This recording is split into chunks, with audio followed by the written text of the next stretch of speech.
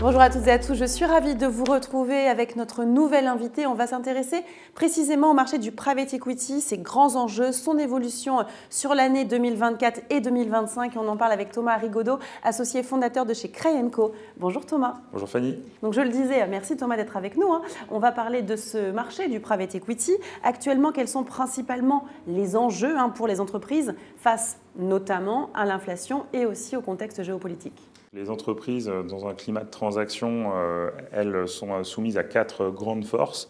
Le coût de l'argent, le prix des matières premières, la confiance des dirigeants, donc il y a un moteur en fait dans ces transactions, et le climat politique et fiscal. On voit en 2024 que 3 planètes sur 4 sont alignées contre 0 en 2023. Donc on est content. On est content, c'est plutôt pas mal. Mais on voit qu'il y a encore un petit peu de mal à revenir à des standards historiques.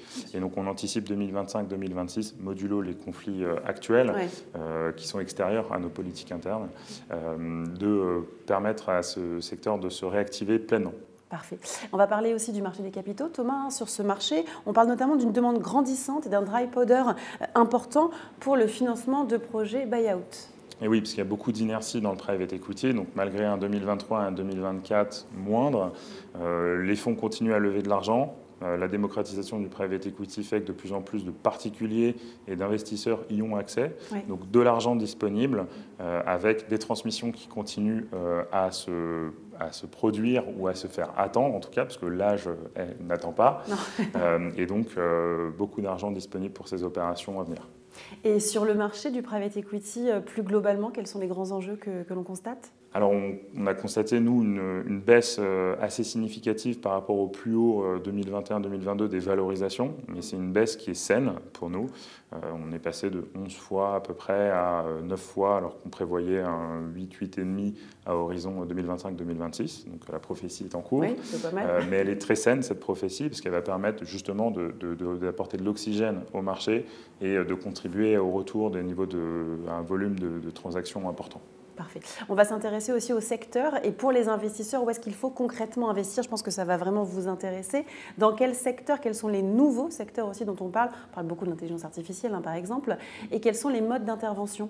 Chez Cray, on anticipe une forte croissance sur les secteurs du médical, de la santé, également de l'industrie légère et lourde, avec des plans d'investissement à long terme sur l'aéronautique, l'aérospatiale et la défense, par exemple, mais également l'éducation. Des nouveaux aspects aussi à prendre en compte dans le cadre de ces investissements, comme les critères ESG qui sont de plus en plus présents, la cybersécurité qui est fondamentale aujourd'hui et l'intelligence artificielle effectivement.